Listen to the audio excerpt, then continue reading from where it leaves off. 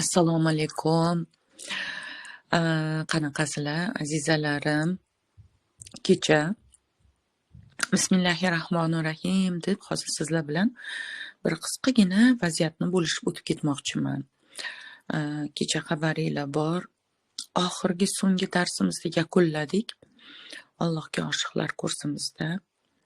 Umuman qaysi kursimizga bo'lsa ham ishtirok etganlar shu kursda ustida qanday ishlash haqida ma'lumot beraman-da. Biz xohlaymizmi, xohlamaymizmi, har kuni har xil insonlar bilan kontaktga kirishamiz. Biz xohlaymizmi, xohlamaymizmi, har kuni har xil ma'lumotlarni olamiz. Biz xohlaymizmi, xohlamaymizmi, har kun turmush o'rtog'imiz bilan biron narsani ustida tortishamiz. Yo'q deb ko'ringlarchi. Yo'q, unaqa emas. Menda doim nima qiladi deb ko'ringlar qan. Ovoz yaxshimi? Dildora, shuni yozib boring menga. Fikrim bo'linmasin. Xohlaymizmi, xohlamaymizmi, ishxona, hamma joyda nima qilamiz? Yana nimalar bilandir tortishamiz. Qarang. Xuddi ana shu yerda siz o'zingiz bilmagan holda genetik kodni yozib olasiz. Birinchisi, aytilmagan gaplar. Ustozjon, xuddi og'zimga skoch nima qilgandek. Ular hammasi bostiriladi, u tuyg'ular. Hammasi bostiriladi. Qaynonangizga gapirolmadingiz, nohaqsiz, bo'ldi, ichingizda bostirildi.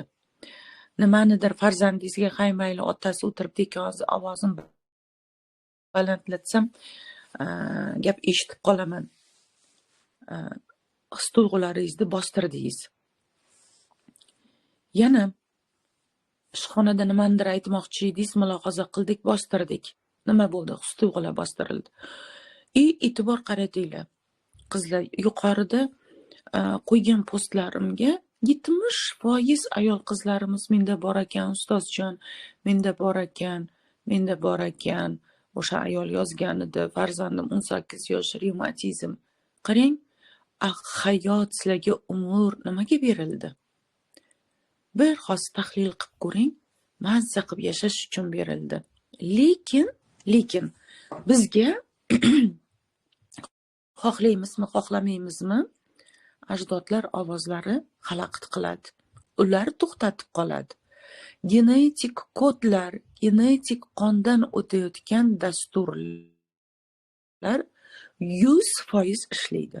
100% ishlaydi. Balki sizda noyob iste'dodlar bordir. Hammasi sizda mujassam qilib berilgandir. Avlodlaringizdan sizga shu narsa berilgandir. Lekin siz uni ocha olmaysiz. Nima uchun ocha olmaysiz? Chunki sizda o'sha genetik kod muhrlangan. Nima qilasan? Yotib uxla. Bitta izohda o'qidim bugun. Ustozjon, bizani tanballikdan chiqardingiz. Ustozjon, bizani hech qanaqa orzu qilmaydigan odam bo'lib yashab yurgan ekanman. Maqsadsiz odam ekanman. Shu narsalardan chiqardingiz. Mashalloh, shuni anglaganingizga rahmat. Qizlar, ko'rdingizlarmi? Shunchaki shu narsalar. Yana juda ko'p ayollar keldi 2025-yil. O'tirib gaplashgandan keyin bilyapti, yelkasiga shuncha katta toshni, ustiga shuncha og'irlikni olganini. Bozorlik qilib kelaman. O'zim qizimni uyini to'lovini qildim. Endi o'g'limni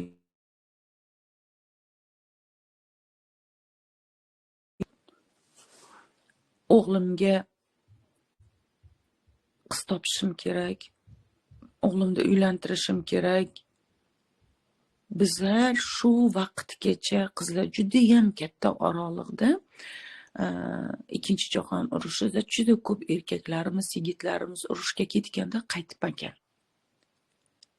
qaytmagan. Va shu yerda erkak zoti juda ham qahat bo'lgan. Ko'plab beva qolib ketgan urushdan keyin. ana o'shanda urush vaqtida ayollarimiz ham o'zi bozor qilgan, ham o'zi bo'lgan. Qizlar, mana shuni bitta mana onginglarga ko'rsatinglar. Setka-setkalik bozor qilib kelgan. Xullas kalon, mana yerda bitmay qolgan uyi bo'lgan bo'lsa, kerak bo'lsa o'zi g'isht quyib, o'zi uyni ko'targan. Qildi. Ayollarimiz juda ko'p yillar ana shu ishda bo'ldi ayollar. O'zi bilmagan holda yelkasiga toshni osib oldi. Buni sababi bor edi. O'sha zamon, o'sha vaqtda bu nimasi edi? Sharoiti shunday edi. U davrda ko'rib o'sgan qizchalar hozir o'zlari buvi bo'ldi. Va buvilardan bizga nima qolgan? Oilaviy ajrimlarning eng katta sababi eri mas'uliyatni olmasligi. Eri mas'uliyatni olmaydi, hech qachon uyda biron narsa tugasa o'shani g'amini yemaydi, bormaydi, olib kelmaydi, qilmaydi. Hatto aytdimku, umrada ham qarab, kuzatib o'tiribman, qizlar ularga oddiy hol bo'lib qolgan. Mana shu kurslarda o'qigan qizlar kecha ustozjon juda ko'p narsani angladik. Juda ko'p narsani angladik. Bular ko'rinmas narsa, nevidimiy narsa-da qizlar. Shuning uchun sizlar kurslarga to'lov qilayotganda og'rinasizlar. Aslida ilm olishga umuman og'rimang. Mayli siz 1-2 yil bitta kiyimni kiying, lekin ilmingizni oshirib olganingizdan keyin sizga qancha narsa qaytib keladi. Mana ana shu Lobarxon kechagi darsda gapirgan ayolimiz yig'lagan. Erim bilan yashashni xohlamayman, Dilbar opajon. Kim bunagi holidan endi seminar bo'lgansa, o'sha seminarda ham shunday deb yig'lovdi. Erim bilan yaxshi bo'lib qoldim siz tufayli. Xuddi shunday nevidimiy ko'rinmaydigan narsalar orqali hayotlaring bitib tafakkur qilsanglar o'zgarib qolaverasizlar. Bu uchun bizlar doimiy o'zimizni, fikrimizni, amalimizni, tilimizdan chiqayotgan gapimizni, xatti-harakatimizni nimaga olishimiz kerak? Yaratilgan bitta tizimga olishimiz kerak. Tizim yo'qligi uchun ham haligacha ko'pchilik ayol qizlarimiz menda shunday ekan. Qizlar, qachon o'zgarasizlar? Qachon farzandlaring kelajagini o'zgartirasizlar? Qachon o'zingizlarga berilgan darsda anglaysizlar? Mayli bir kun kelar. Yo'q. Kunni kutmang. Bugun eshitdingizmi? Bugun boshlang. Qarang, bitta 2026-yilga maqsad qo'yishga 300 taga yetar yetmas bo'ldik. Maqsadsiz yashash nima bo'lar ekan? Hech qanaqa maqsadsiz yashash o'zimiz anglamagan holda bolamizda oyog'i revmatizm bo'lib qoldi. 2 marta turmushga chiqib ajrashdim, ustozjon. Endi turmushga chiqishga qo'rqib qoldim. Ana shu yerda sizga ildizli konsultatsiya kerak. Umuman erim bilan munosabatim yaxshi emas, nima qilishimni bilmayman, farzand ko'rmayapman, nima qilay? Ana shu yerda siz muhtojsiz. Konsultativ ma'lumotga muhtojsiz. Ustozjon, shunchalik yomonlik qilgan qizlar bularni hammasini o'zim yashaganman. Men juda ham yaxshi tushunaman. Men ham kechira olmaganman qaynonamni, qaynsinglimni, turmush o'rtog'imni. Kechiring, ularni qabul qiling deganda qancha nafratim ichimda kuchli bo'lgan. Mana 2 yildirki kibrimni ustida ishladim. Bitta kibr tuyg'usi uchun 2 yil o'zimni ustimda ishladim. Nechta kurslarni tugatib tashladim. Yana narxi sizlar to'lov qilayotgan narxda emas, undan 100 barobar qimmatlarini o'qidim.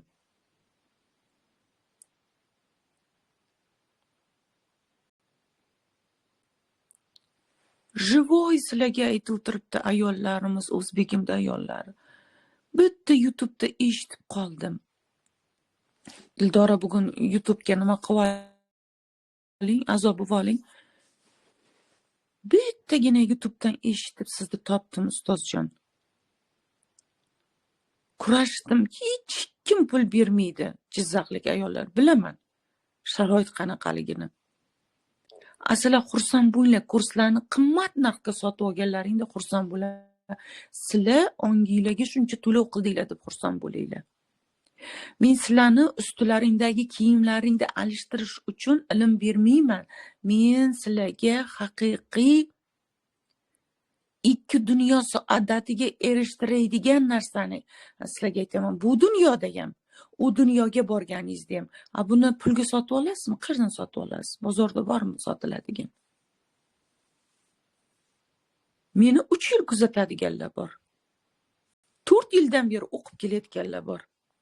Mana bitta Dildorani o'zi 2,5 yil bo'ldi. Hozir qaysi seminarga borsam, shunaqangi shu administratoringiz yoqadi. Nimaga? Bironta darsni qo'ymaydi. Hayotida ham qancha o'zgarish bo'ldi. Xuddi sizlarday ular ham to'lovini qilib o'qiydi. Bepulga o'qimaydi anavlarim, sotuvchilarim.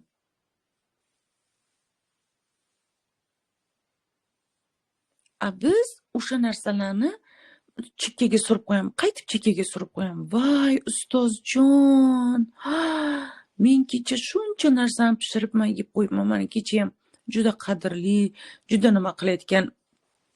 Necha yildan beri ular ham konsultatsiya olib, mashinalar oldi, ko'p narsalarga erishdi. Uylar oldi, qo'sha-qo'shalab. Qizlari Rossiyaga yalin Nurota retritga boraylik, oyijon boraylik, Dilbar opam bilan deb. Nurotaga borib yetdi-yu, ustozjon, qayerda shashlik bor ekan, bularga shashlik olib beray. Nurota retritga borganlar bilishadi.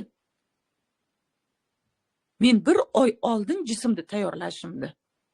Shashlik yeb olganingizdan keyin siz hech narsa bo'ldi.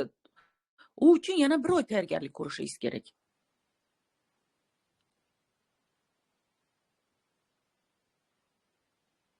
Bir oy tayyorgarlik ko'rishingiz kerak. Ilm olishni, shogird bo'lishni,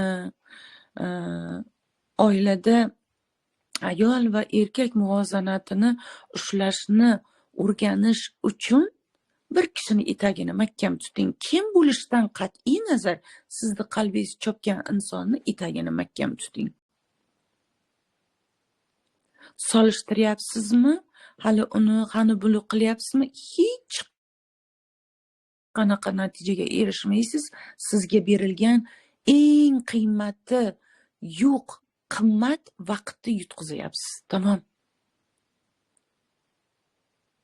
Men har kuni yotayotganimda aytaman. Alhamdulillah. Bugun o'sha jannat tomon yana bir qadam qo'ydim. Alhamdulillah. Xotimam, kunim, bu dunyoni tark etishim uchun yana bir qadam qo'ydim.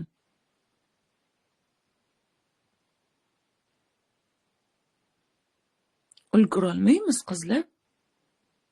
Hech narsaga ulgurolmaymiz. Yuribmiz dunyoviy narsalar bilan alqashib, chalqashib, somsa yeb, mazza qilib, lag'mon qilib, norin yo'q yeb, o'zimizni jismimizni ehtiyot qilmay hamma to'yinga mineral va boyitilgan vitaminli mahsulotlar, polis mahsulotlar o'zimizda.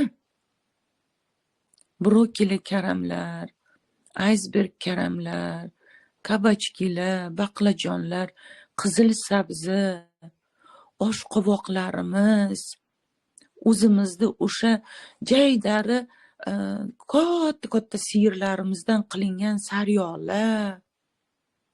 Biza uni o'rniga o'zimizni natural sariyog'imizni ham bolalarga yedirmay sotamizda. 4 marta, 5 marta vijiti bo'lgan, unga yana nimalardir qo'shilgan semichka moyni olamiz. Undan biz hech qanaqa tanamizga hech qanaqa naf ko'rmaymiz. Mana shular hamma darsliklarimda sizlarga shunday berilgan. Voy Dilbar opa, Amira Rashidovani detoksida o'qidik, 2 oydan keyin o'chirib yubordi.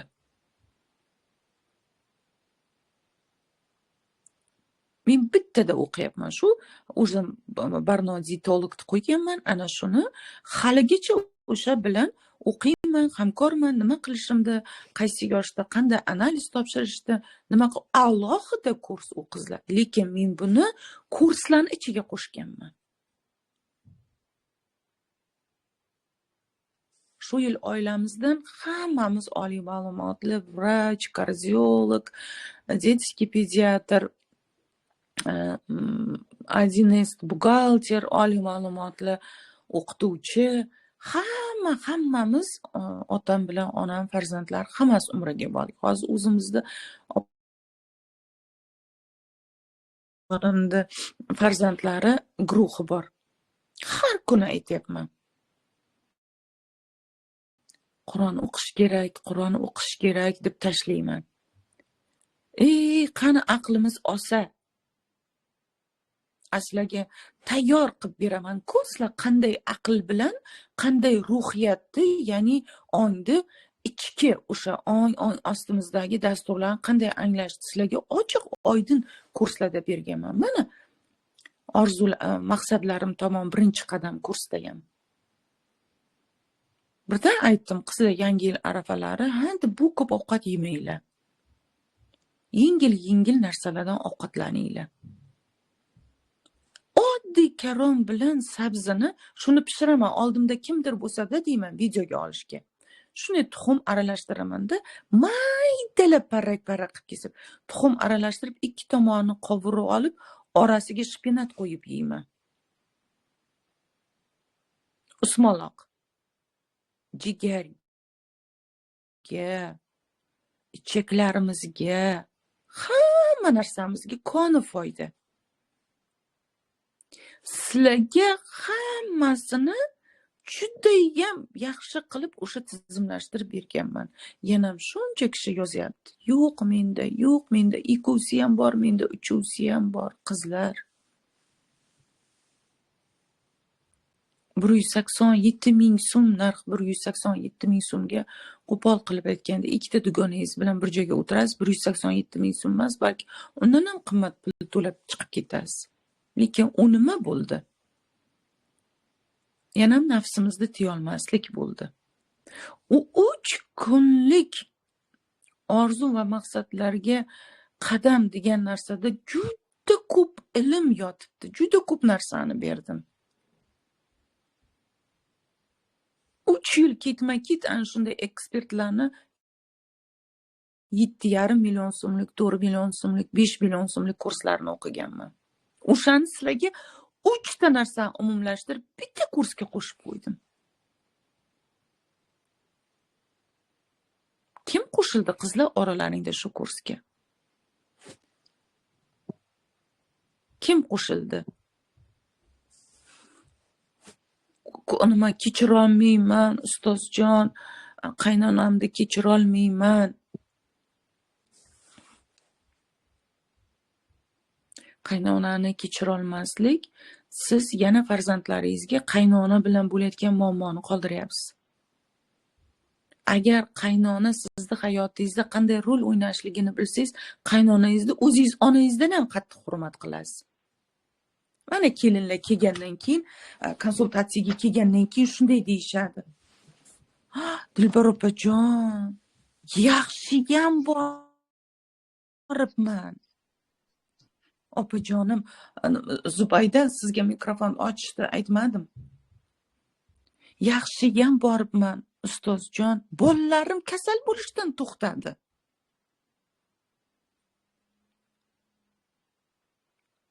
Chunki ilm yetishmaydi, o'sha narsaga tushunchasi yo'q.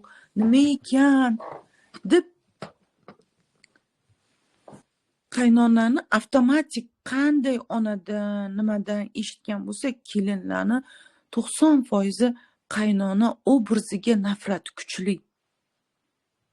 Shuni endi qaynonalar maktabi, mana kecha ham aytsam, voy ustozjon, qaynonalar maktabi oching. Men chunki nechta qaynona bilan shunday ishladim. Mana kechaki shu lobardi gapi meni juda to'lqinlantirdi. Ustozjon, bir kelinimni yaxshi ko'rdim. Qarang, soddagina o'zbegimda ayollari. Ana shu ayol yashamayman, bo'g'ilib ketyapman, o'zimni ossammi deb kelgan edi. Boshqa ilojim qolmadi deb kechaki darsda uni eshitsanglar, quvonchini.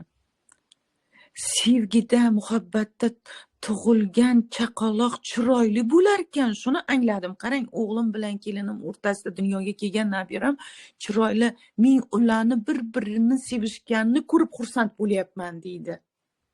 Nahot dedim, men ertalabgacha uxlamadim. Nahot bizni o'zbek mentalitetida shunaqangi narsalar rivojlanyapti kelinga nisbatan. Bu ongli tafakkur, qizlarjonlar, aziz onajonlar. Mani o'g'lim yo'qdir, lekin sizlarni juda yaxshi tushunaman bu nima ekanligini. Ammo bizning haqqimiz yo'q ularni hayotiga aralashishga. Qaynona aralashayotgan joyda Alloh oldida u dunyoda o'ziga yuk olayapti. O'ylab qoldim endi, qaynonalar maktabi ochsammikan? Nahotki shunchalik darajada anglabdi. Lobar qancha marta ishlagani, necha marta kelgan, necha marta seminarga kelganini jamlamasini bitta qilib o'tishim kerak ekan dedim. Ayollarimizga. Qarang, o'sha uyda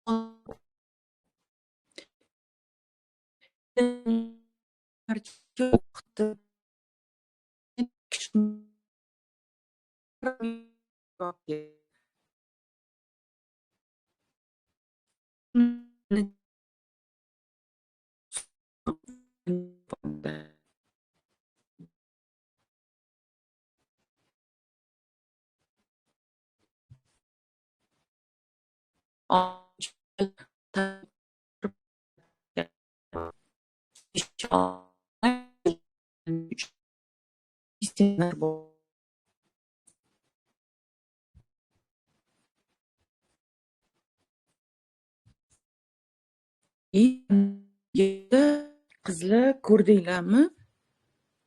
Umrni qadrini sevinib yashamoqlik qanday. Hozir shu ayol o'zini bolalariga o'sha dasturni meros qilib qoldiryapti. Yana 1 yildan keyin bizani o'sha shkoplarimizni taxlanib yotgan posudalarimiz umuman kerak emas bo'ladi bizning farzandlarimizga. Biz dunyo bozoriga chiqdik, O'zbekiston.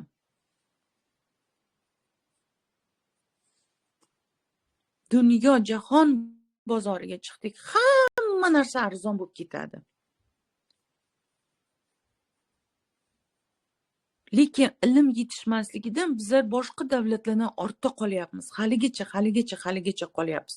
Ham dunyoviy, ham diniy ilmlardan chetdamiz. Shu safar borganimda ham nechta turk, arab, Hindiston, Afg'onistonliklar o'tirib, faqat haramda o'shalar o'tirib Qur'on o'qiydi. O'zbek ayollarini kamdan kam ko'raman, keyin afsuslanadi. Voy, eskinayi, soatni tomosha qildim, Ka'bani tavob qildim, lekin haramga kirib massa qilib hech kim Qur'on o'qimay, hech joyda ko'rmayman.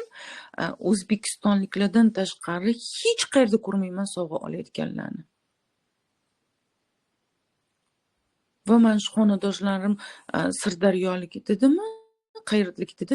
Voy, biz borganimizdan keyin 50 kilo guruch damlab osh beramiz. Qayerda bor bu qizlar?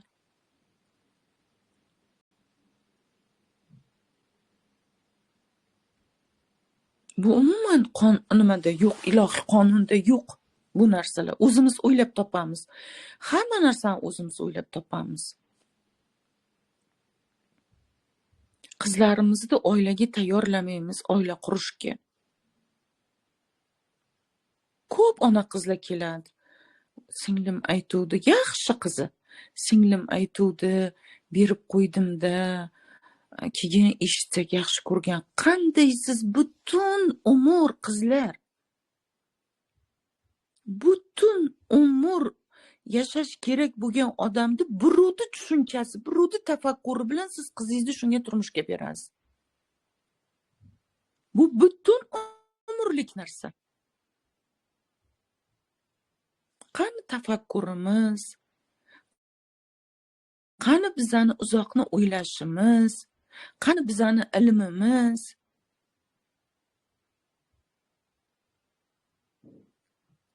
Kimda nechta qizi bor? Yozinglar qizlar. Mana shu yozing, kimda qizlari bor turmush qurishga, qurish arafasida? Kimnikilar bor? Yozinglar.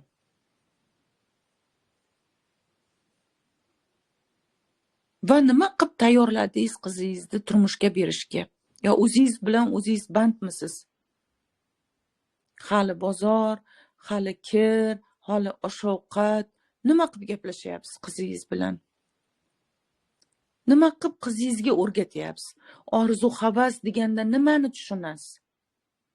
Orzu havas ko'raman degdim-da, ikkinchi marta ham berdim, yaxshi chiqmadi, endi sizga keldik. Kim shu yerda ruhiy poklanish kursini o'qimagan? Kim?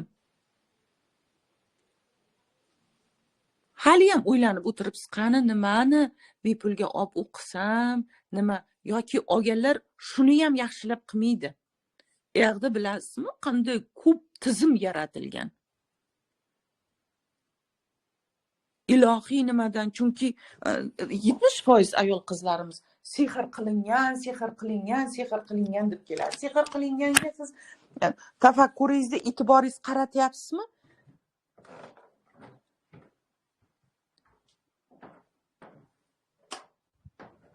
Sehrni mutlaqo qilayotgan, o'ldirib yo'q qiladigan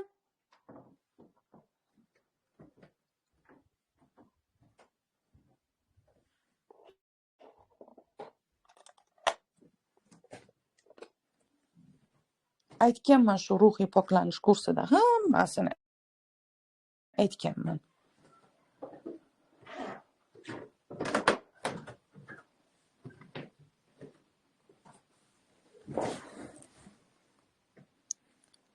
Kim o'qigan? Qani kimni qizi? Kimni qizi? Kim tayyormas qaynonalikka? Menga yozaveradi ayrim qizlar. Menga vaqt ajrating. Mana vaqt ajrataman. Men o'zim darslardan, eshitgan narsalarimdan xulosa qilganda vaqt ajrataman. U uchun siz o'zingizga alohida ishlaydigan psixolog yollang. Meni lichkamga yozadiganlar.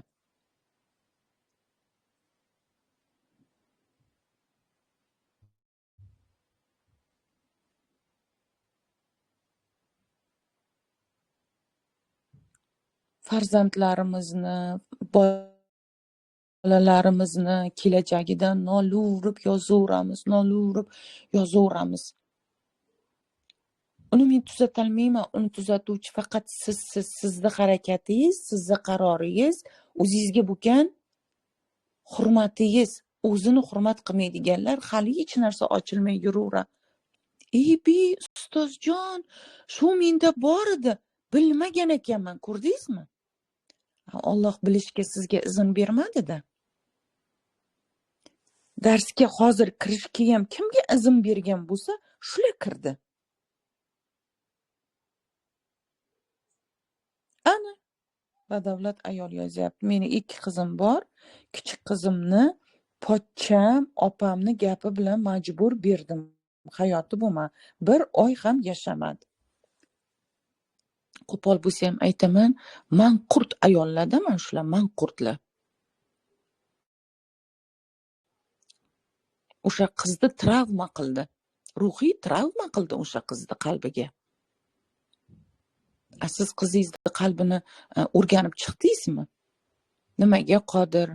Ona, sizga bu farzandni Alloh omonat qilib berdi. Allohning omonatiga xiyonat hisoblanadi.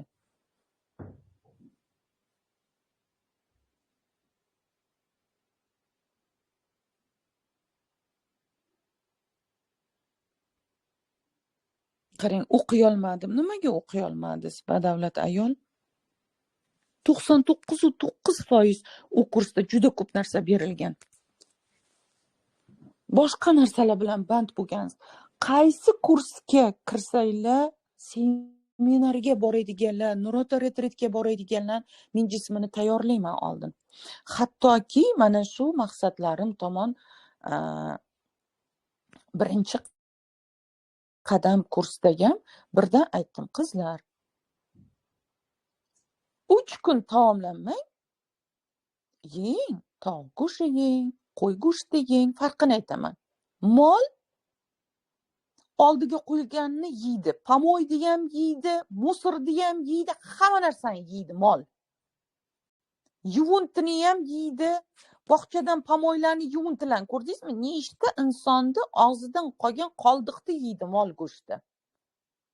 Qo'y saralangan narsani yeydi, toza bedani yeydi, arpani yeydi. U tashlang, qo'y hech qachon yemaydi. Shunda go'shtida farq bormi?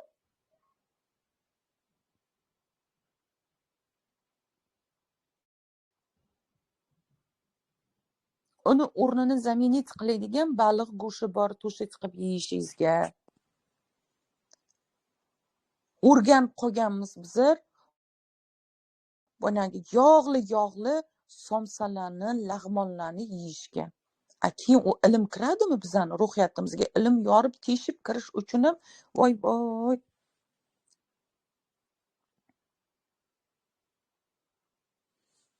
Mana Dildoraga yozing. Assalomu alaykum ustozjon, yaxshimisiz? Ruhiy poklanish kursini hozir olsak bo'ladimi? Albatta bo'ladi.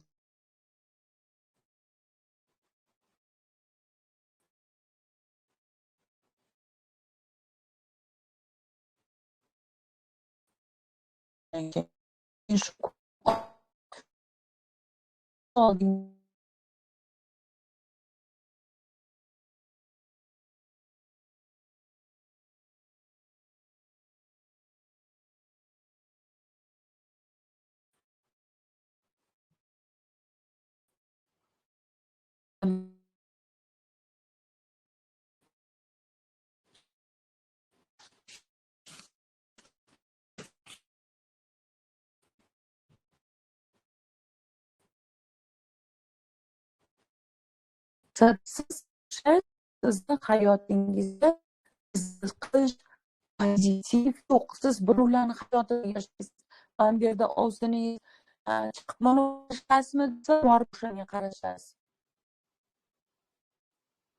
Mana bu yerda yana kimdir nimadir desa, o'shani qilasiz. Hozir ustoz shogird kursidagi qizim o'ziga shaxsiy brend ochdi. Tikuvchilik endi bir nimasini ochdi, shunday chiroyli qilib xalqlanishdi matlab.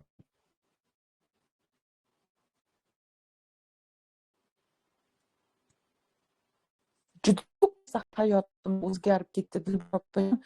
Nima qilib sig'may boryapman jismimga.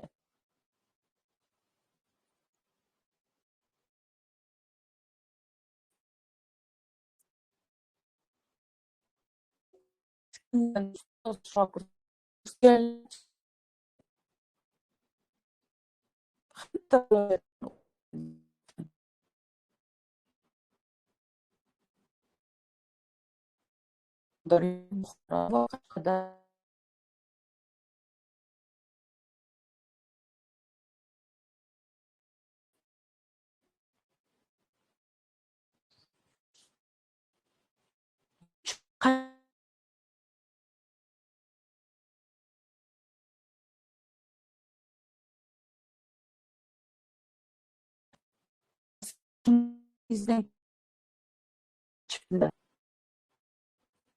siz qabul qilganingizdan keyin keladi. Pul topolmaysiz. Ichgan chizda yomon bo'lyapsizmi? pulim yo'q, erim pul topmayapti deb. 10 ta shu eringiz borligiga zato erim bor. Zato har kuni uyimga kirib kelayotgan erkak bor. Menga tegishli erkak. Men nikohidaman.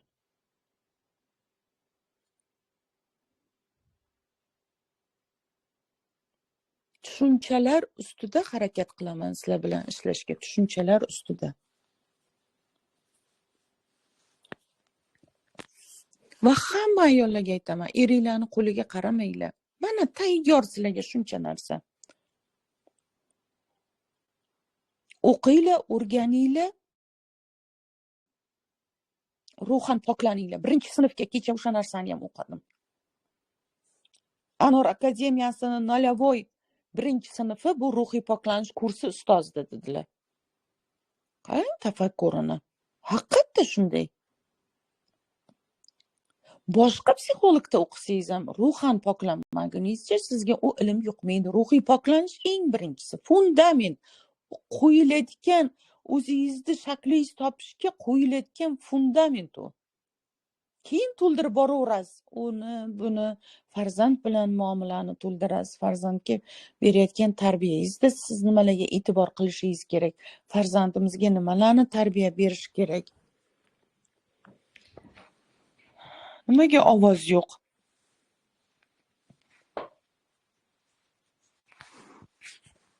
Dildora, ovoz yo'qmi? Nima uchun yaxshi yashashga harakat qilsam gunoh emasmi? Hozir men sizga bitta duoni o'qib beraman. Bugun ana shuni juda ko'p o'qidim. Shanba, yakshanba kuni juda ko'p o'qiyman shu duoni. Payg'ambarimiz Rasul sallallohu alayhi vasallam ya'ni aytayapti, Allohdan ne'mat so'rash duosi deyapti.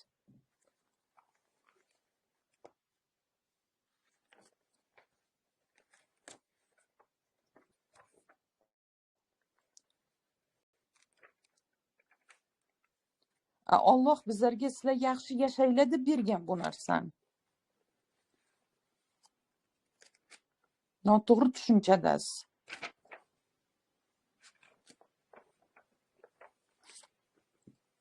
Xursand bo'lib yashanglar degan.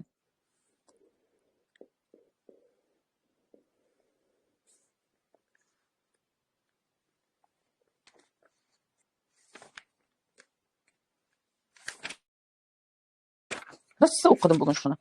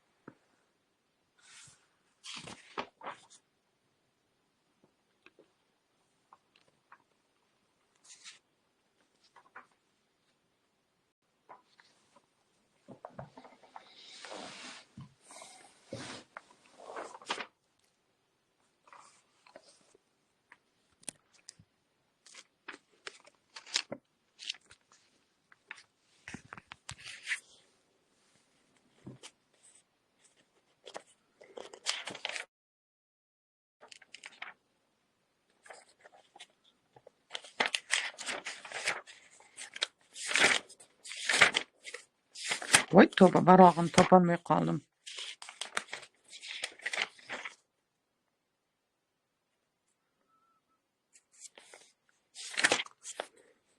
Shunda aytgan ekan, o'sha dunyoni eng yaxshi maishatidan baraka tilayman senga degan joyi bor ekanda. Mana. Allohdan ne'mat istaganlar o'qiydigan duolar, qiladigan amallar. Allohim, sendan beradigan ne'matingni tamomini, himoyangni davomini, rahmatingni komilini, ofiyatingni husulini, maishatingni sirobini, umringni baxtlisini, ihsonning barokatlisini, in'omingni umumiysini, fazlingni afzalini, lutfingni foydalisini so'rayman. Allohim inni as'aluka minan ni'mati tamama va minal ismati davama ومن الرحمة شمولها ومن العافية حصولها ومن العيش أرضاه ومن الأمر أسده ومن الإحسان أتماه ومن الإنعام أماه ومن الفضل أفضاله ومن اللطف أنفعه.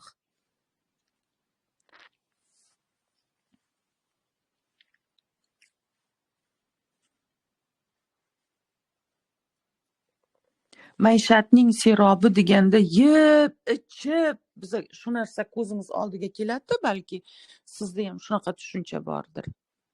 Siz Qur'on o'qib lazzatlanarsiz, ibodat qilib lazzatlanarsiz, ro'za tutib lazzatlanarsiz, og'zocharlikda, iftorlikda mazza qilarsiz.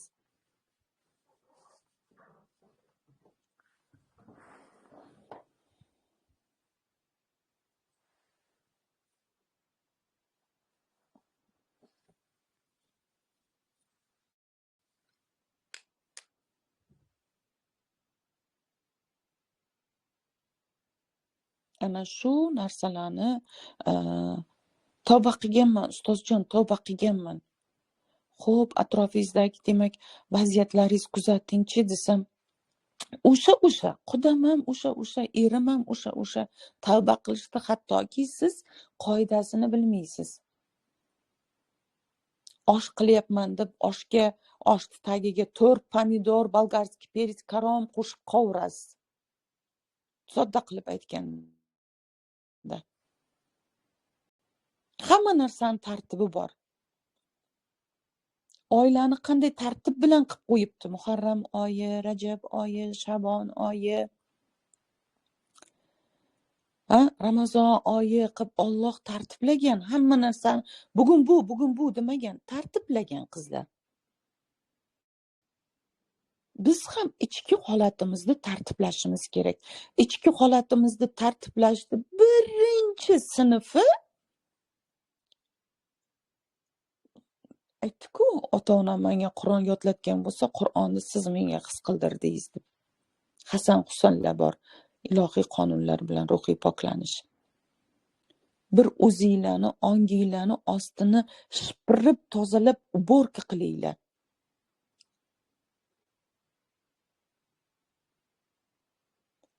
Qizlaringni to'g'ri tarbiya berish bilan birga to'g'ri insonga turmushga uzatishga harakat qiling. O'zlaring harakat qilinglar. Qizlaringga shunday yor tanlashni qo'yib beringlar. Shunday bebaho qilib tarbiya qilinglar farzandlaringni. Chet elga o'qishga kirsa ham shu qizinglarga ishoninglar. Xuddi men shu narsani boshimdan kechirdim-ku, men bilan tortishgan qaynonam bilan erim. Qiz bolani shaqa jo'natasanmi deb opalarim. Men bitta so'z bilan javob berganman. Men qizimga bergan tarbiyaga ishonaman dedim. Qayerda o'qisa ham Allohim panohida bo'lsin. Boshqa gap gapirmadim.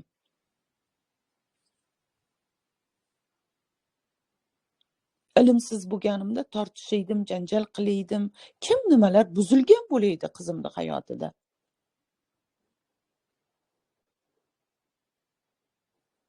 Hozir nabiralarimga shunday. Nabiralarimga hozir berayotgan meni ma'lumotim, nabiralarimga hozir ko'rsatayotgan amalim, men o'lganimdan keyin meni oxiratimga savob bo'lib borayotgan narsalarni qilaman. Men shu narsalarni yo'lga qo'yganman. Keldingmi? Ha, usting kirib, bu narsa demayman. Qilayotgan harakatlarim bilan nabiralarimni ongiga qoldiraman, shakllantiraman. Men o'tib ketgandan keyin buvijonim, qanaqa inson edi meni buvijonim. Biz hech qachon bolalarimizga men o'tgandan keyin menga xatm Qur'on qil, menga iftorlik qil, meni esla demaymiz. Biz ularni ko'z o'ngida shakllantiramiz o'zimiz namuna bo'lib.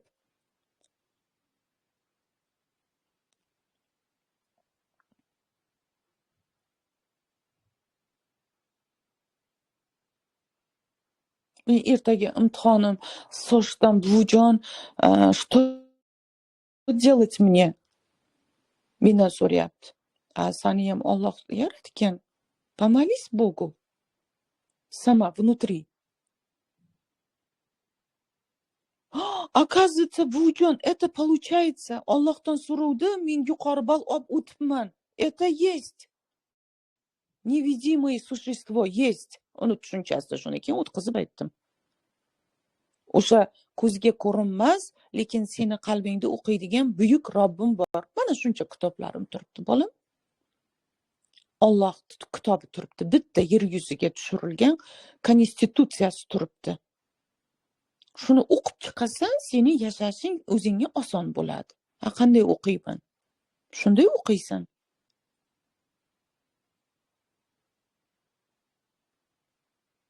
O'shaning uchun qizlarjon,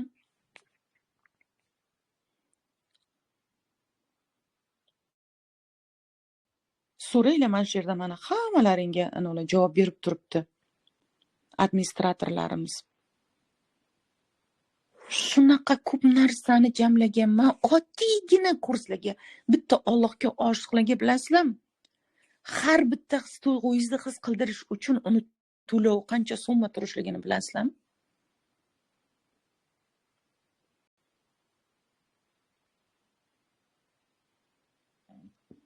Bitta hali ham kech emas. 22-fevralda qilganman men maqsadimni. Qandaysizlar maqsadsiz yashaysizlar qolgan shuncha kishi.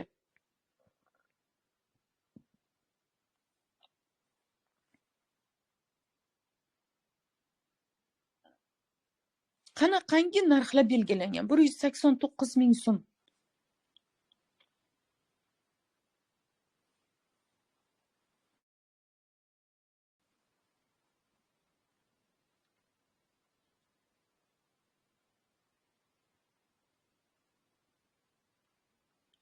Rahmat, sizlardan ham minnatdorman. Ko'rdinglarmi? Fikrlarimizda qizlar, ana shu fikrlarimizni uyg'unlikka olib kelish uchun mana bu ichaklarimiz birinchi bizani miyamiz. Shuning uchun hamma kursda, hamma seminarda birdan shuni aytaman, qizlar. Ovqatlarni bo'kib yeyishdan to'xtatinglar.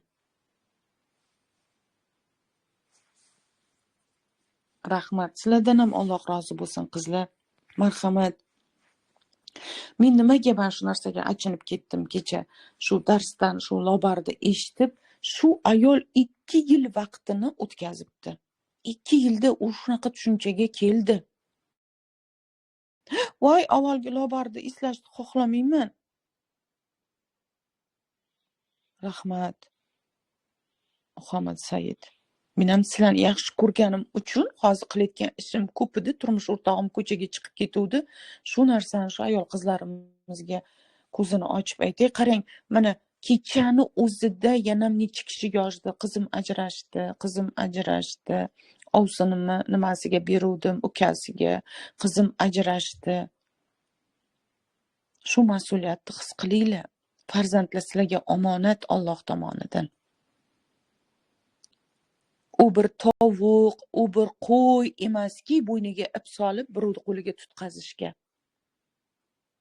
Bizani jamiyatimiz ham endi bir ko'tarilsin.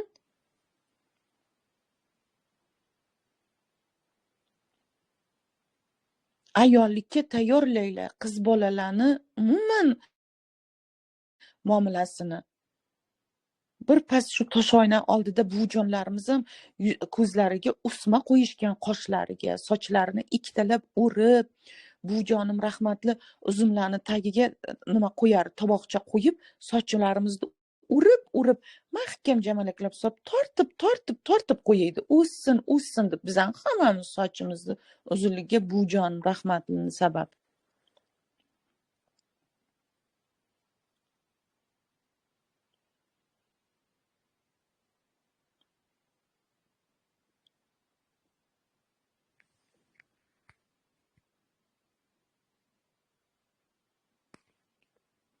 Давайте, qizlar, hammalaring men hech qachon to'ygim juda to'g'ri qilasiz. Nimani bo'lsa ham birdan miyalaringga aytinglar. Payg'ambarimiz shunaqangi qo'rqqan ekan, ibodatlardan qolib ketaman, qornlariga Ramazonda ham tosh bog'lab olgan ekanlar.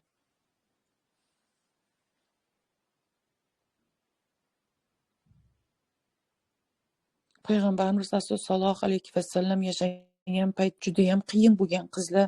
Mana sizlarni onginglarga shuncha kishi bor yetkazolmaganimdek, u ham islom dini borligini, o'sha Mihroj kechasida chegara, masofa, dunyo, zamon, makon payg'ambarimiz uchun o'sha payti yo'q bo'lgan. U dunyo bilan bu dunyoni o'rtasida payg'ambar uchun hech narsa bo'lmagan Mihroj kechasida. Shunchalik tezlikda yuz bergan ekan, qizlar hattoki qaytib o'rim ko'rpasiga kiyib yotganda payg'ambarimiz sollallohu alayhi vasallam ko'rpasini issig'i sovmagan ekan. Hamma odam mushriklar ustidan kulgan ekan, qulog'imizga lag'mon osyapsanmi sen bizani? Loh qilyapsanmi degan ekan payg'ambarga. Quddus shahri qayerda? Sen qayerdasan? Quddus shahriga 6 kundami, 6 oydami tuyada borib kelar deganda payg'ambarimiz shunday aytgan ekan. Ishonmasanglar 2 kundan keyin Makkaga karvon kirib keladi. Karvonni boshida oq tuya o'tiradi. Hammasini mishlari teshilib ketgan, suvlar oqib ketgan. Men ularni suvlardan ichkim degan. Qarang, Allohning qudrati bilan bizni musulmonlarni ustozi rasulimiz Muhammad sallallohu alayhi vasallamga shu qudratni berib qo'ydi Robbim. Ana shu Makkani atrofida but sanamlar ko'payib ketgan. Bobosi payg'ambar qo'lidan ushlab yur, biz bobomiz Ibrohim alayhisalom aytgan ibodatni qilamiz. Ularga qarama degan. Bobosini qo'lida mahkam ushlab Ka'bani 6 marta tavob qilganlar. Va Ka'baga sig'inganlar ular.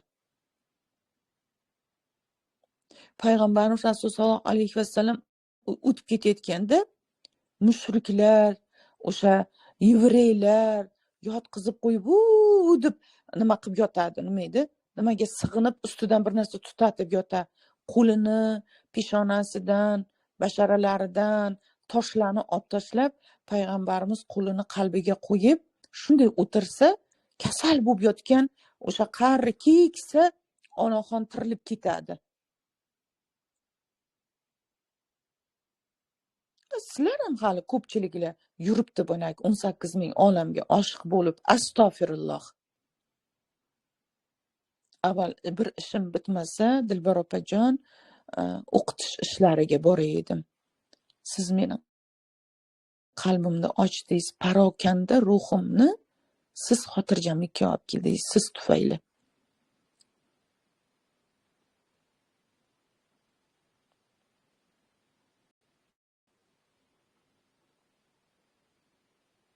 Mashalloh, mana yozyapti anglaganlarini. 21 kunlik marafondan nimalar oldi.